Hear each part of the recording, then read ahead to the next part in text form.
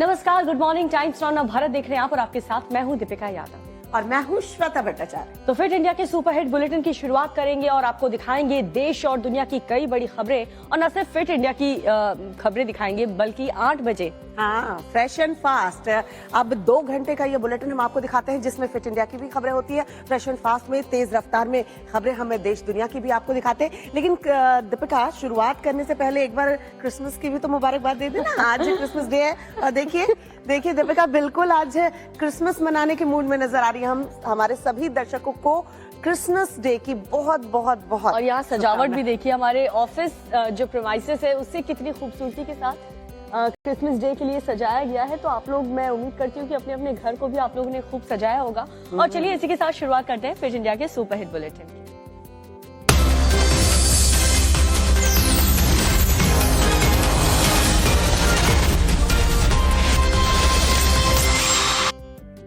चलिए बात करेंगे सांसद रवि किशन की, जो आजकल सुर्खियों में हैं। और आपने कई बार इनको एक्टिंग करते देखा होगा, संसद में भाषण देते देखा होगा, रैलियों में भी लोगों को संबोधित करते हुए देखा होगा, अपने विरोधियों को ललकारते हुए देखा होगा। लेकिन इस बार तो किसी और वजह से चर्चा में है। बिल्कुल, इस बार चर्चा हो रही है क्योंकि सांसद रवि किशन सड़क से गुजर रहे थे और अचानक से अपने काफिले को रोका उन्होंने।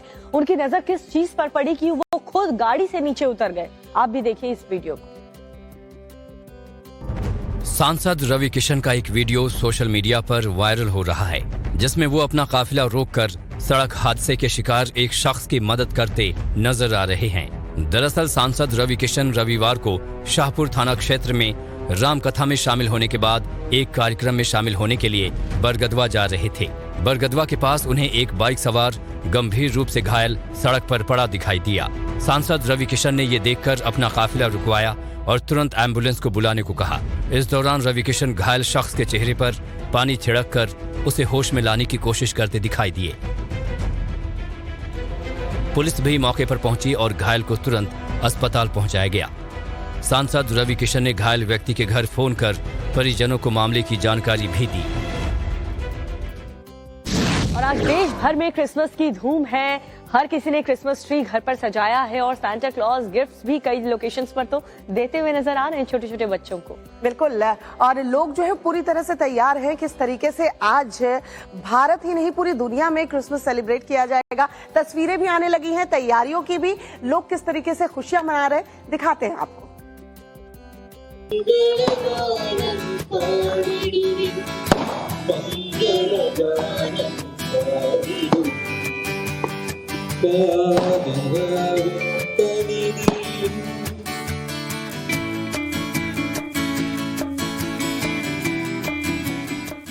दुनिया भर में क्रिसमस की धूम है। चर्चों को रंग बिरंगी रोशनी से सजाया गया है। देश के अलग अलग शहरों के गिरजाघरों में आधी रात को प्रार्थना सभाओं का आयोजन किया गया। आधी रात से ही क्रिसमस सेलिब्रेशन की शुरुआत हो गई। केरल के कोट्टायम और त्रिशूर में क्रिसमस की रौनक देखने को मिल रही है। रात से चर्च रंग बिरंगी रोशनी से जगमगा रहे हैं। गिरजाघरों में प्रार्थना सभा का आयोजन किया जा रहा है। ये जश्न आज पूरे दिन जारी रहने वाला है।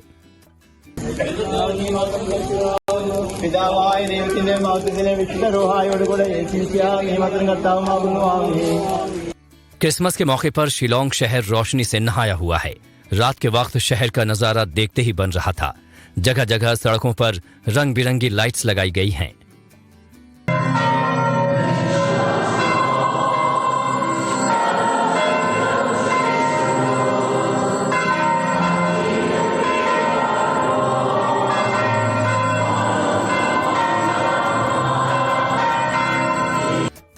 गुजरात के अलग अलग शहरों में क्रिसमस की रौनक देखने को मिल रही है।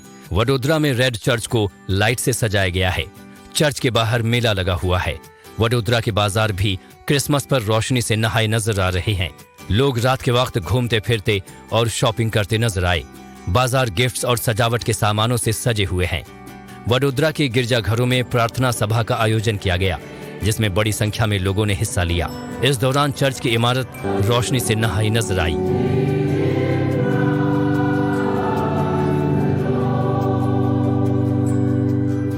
दिल्ली, मुंबई से लेकर कोलकाता तक लोग जश्न में डूबे हैं। बाजारों में भी चहल पहल देखने को मिल रही है।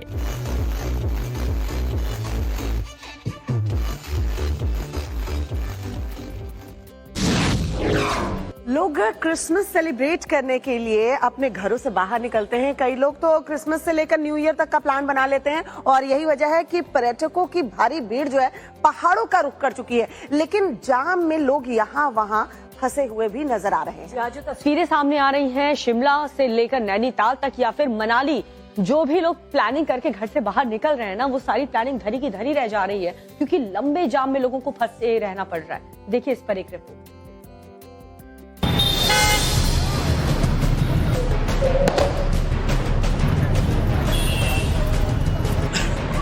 दुनिया भर में क्रिसमस दस्तक दे चुका है। इसके बाद अब बारी है नए साल के जश्न की, 2024 को वेलकम करने की, और लोग इन पलों को यादगार बनाना चाहते हैं। इसलिए कई बार खास जगहों का भी रुख करते हैं, लेकिन ये राह हर बार आसान नहीं होती।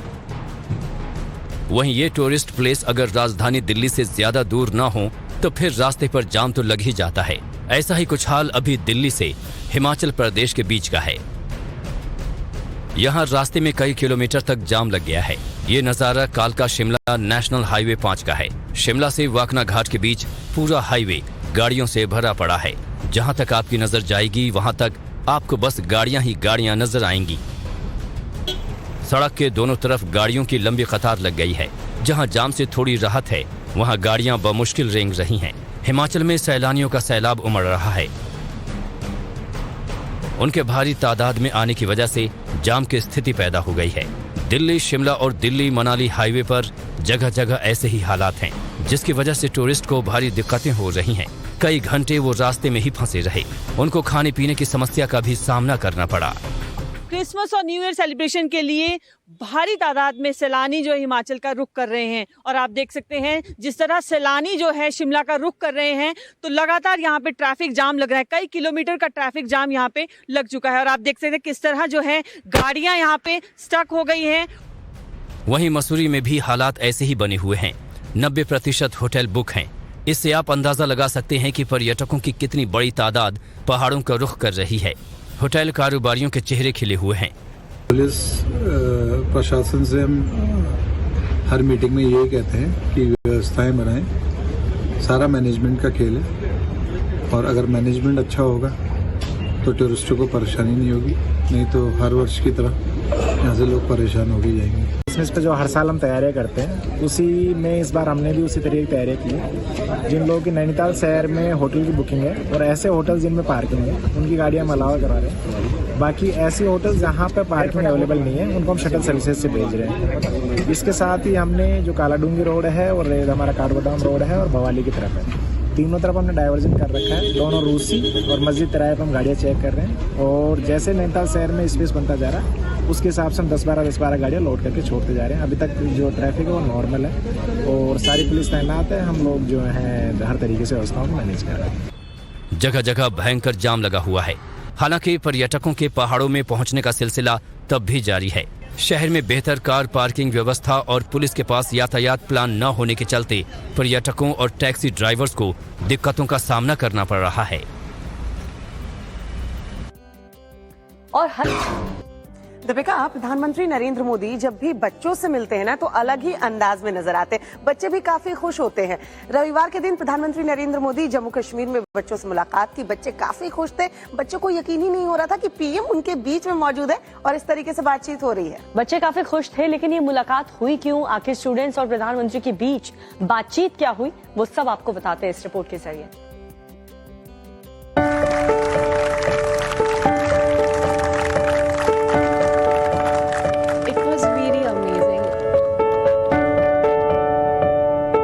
बहुत ही अच्छा लगता है, कुछ करने का मन करता है सर की तरह।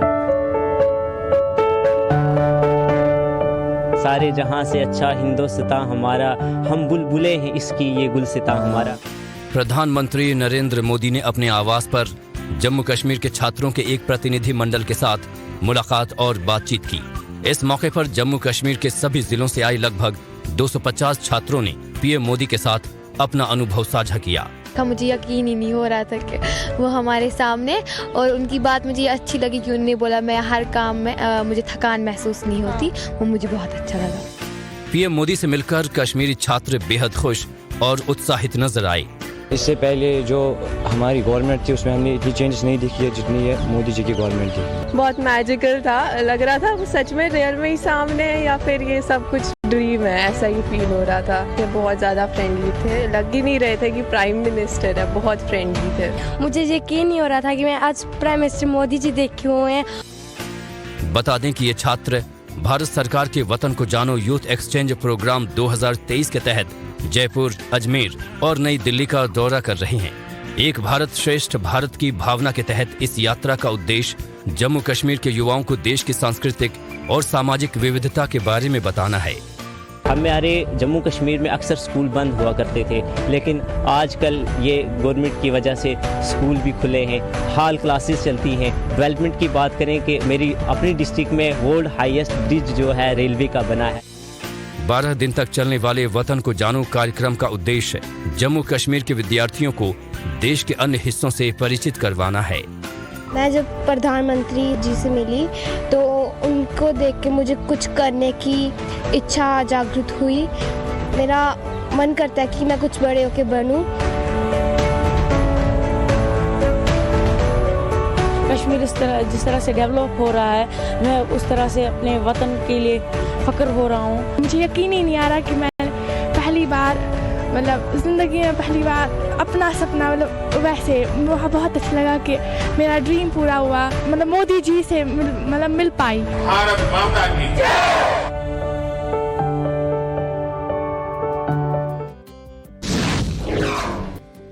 और 22 जनवरी का वो दिन जब रामलला की प्राण प्रतिष्ठा होगी, जिसको लेकर के जोरों शोरों से तैयारियां भी की जा रही है। जो श्रद्धालु हैं उनमें जबरदस्त उत्साह और उमंग देखने को मिल रहा है और पूरे अयोध्या नगरी का जो कायाकल्प किया जा रहा है उससे हर श्रद्धालु का मन मोह लेगा। बिल्कुल, अयोध्या में अगर बात करें तो ज्वेलरी शॉप पर चांदी से बने हुए राम मंदिर के मॉडल या सोने के लॉकेट कह लीजिए या चांदी की ईंटों की डिमांड जो है बढ़ गई है। ऑर्डर जो है वो दिए जा रहे हैं ताकि चांदी की जो ईंट है वो राम मंदिर निर्माण में जो है दान किए जा सके। रिपोर्ट आपको दिखाते हैं, देखिए जरा।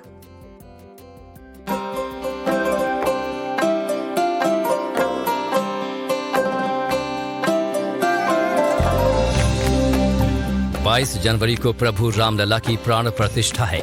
ऐसे में अयोध्या का न सिर्फ कायाकल्प हो रहा है बल्कि यहाँ की रौनक भी बढ़ती जा रही है।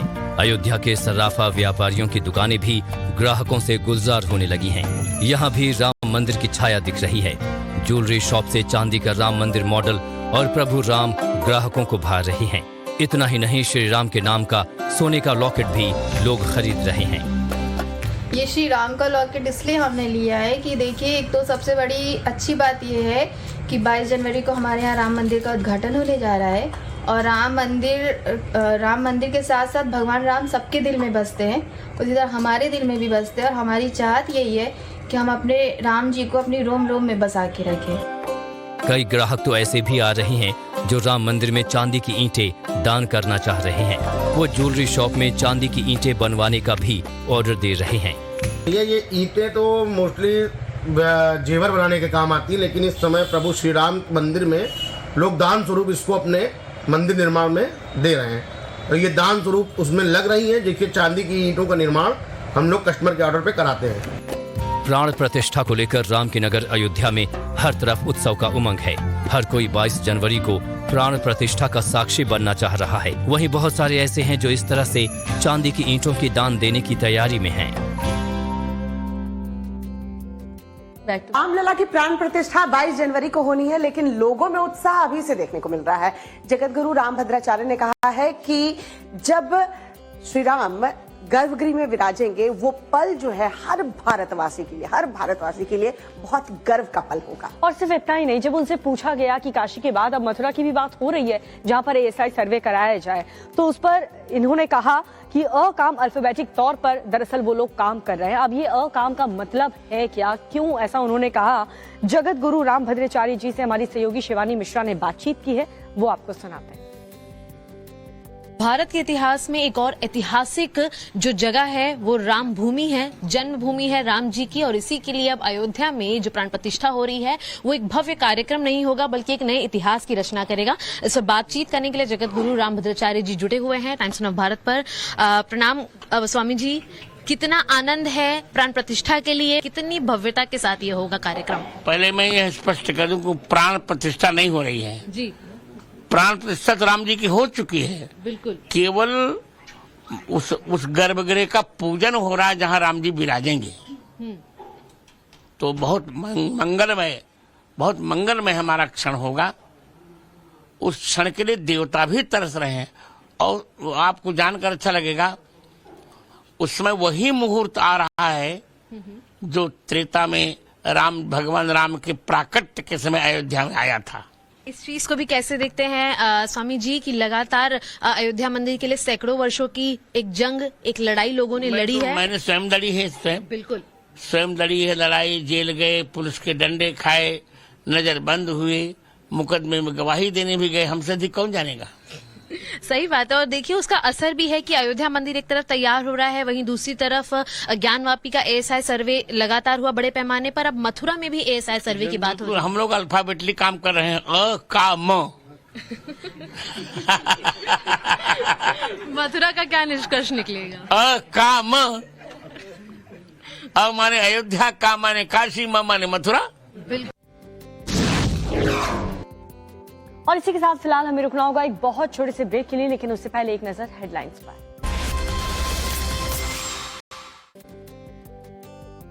ब्रेक के बाद आपका स्वागत है। आप देख रहे हैं फिट इंडिया का सुपर हिट बुलेटिन और बात करेंगे बाबा धीरेन्द्र शास्त्री की, जो अक्सर दीपिका अपने बयानों को लेकर सुर्खियों में अब क्या कहा? पीओके को लेकर कहा है। पीओके को लेकर के क्या कुछ कहा है धीरेन्द्र शास्त्री ने, ये आपको बताएं, क्योंकि उनका ये मानना है कि जो मौजूदा सरकार है उनमें इतनी ताकत है कि वो पीओके को भारत में एक बार फिर से मिला सकते हैं। और क्या कुछ कहा उन्होंने, आप भी सुनिए।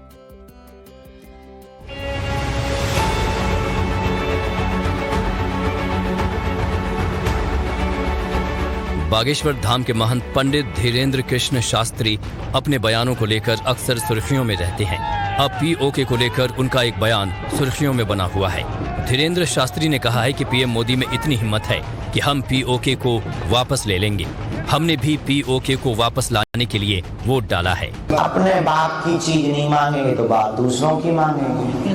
वो अपने बाप की बात होती है पीओके, तो कथा के माध्यम से क्या, हम तो उतने मजबूत नहीं है, हड्डी पसली हमारी कमजोर है, नहीं तो हम वहाँ ललकार करके ले लेंगे। और वर्तमान भारत सरकार में इतनी दम है, वर्तमान माननीय प्रधानमंत्री में इतनी सामर्थ्यता है, और भारतीय नागरिक होने के नाते हमने भी वोट डाली है, तो हमारे वोट का अधिकार है कि पीओके को वापस लाया जाए। धीरेन्द्र शास्त्री यहीं नहीं रुके, उन्होंने कहा कि वो पीओके को वापस लाने के लिए अनुष्ठान करेंगे।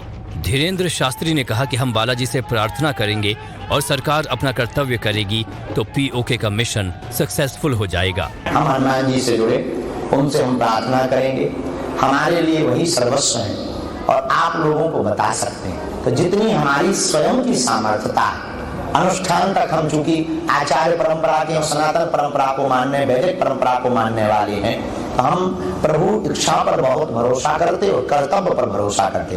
तो वर्तमान भारत सरकार कर्तव्य करे, हम प्रभु से प्रार्थना करेंगे और मिशन सक्सेसफुल होगा। पंडित धीरेन्द्र शास्त्री ने भारत सरकार और पीएम मोदी पर पूरा भरोसा जताया है कि उनका वोट खाली नहीं जाएगा और एक दिन पीओके फिर से भारत में वापस मिल जाएगा। और ब्रेक के बाद एक बार फिर से आप सभी का स्वागत है। और जिस तरीके की ठंड इस वक्त उत्तर भारत में पहाड़ी इलाकों में बर्फबारी हो रही है, उससे आप अंदाजा लगा सकते हैं। अभी भी अगर हम मौसम दिखाएं तो फॉग काफी ज्यादा है। दिल्ली एनसीआर में कोहरे ने काफी मुसीबत लोगों की बढ़ा दी है।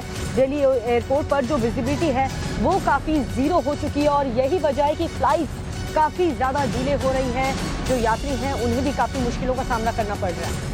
अमृतसर और पटियाला की बात करें तो विजिबिलिटी 0 दर्ज की गई है। वहीं अक्षरधाम मंदिर और NH24 पर भी घने कोहरे की चादर नजर आ रही है। इस वक्त हम ऑफिस प्रीमाइसेस में हैं। यहाँ की तस्वीरें भी दीपिका यही नजर आ रही है कि कोहरा देखने को मिल रहा है। लेकिन अमृतसर और पटियाला में सोचिए जहाँ विजिबिलिटी 0 दर्ज की गई है। और यही वजह है कि किस तरीके से ये जो फॉग है ये लोगों की मुसीबत बढ़ा देती है। और लोगों से सावधान रहने के लिए टाइम्स ऑफ भारत भी कहेगा कि अगर आप रोड पर, हाईवे पर निकले तो बहुत ही धीमी गति के साथ, सावधानी के साथ, क्योंकि धुंध अब ठंड में बहुत ज्यादा है। जाहिर सी बात है, कोहरा ज्यादा है, विजिबिलिटी 0 है, तो ऐसे में आप सड़क पर अगर ड्राइव कर रहे हैं तो आपको खास ख्याल रखना चाहिए। एक छोटे से ब्रेक लिए यहाँ रुक रहे हैं, जल्द हाजिर होता है। खबरें आगे भी जा रही है, बने रहिए हमारे साथ।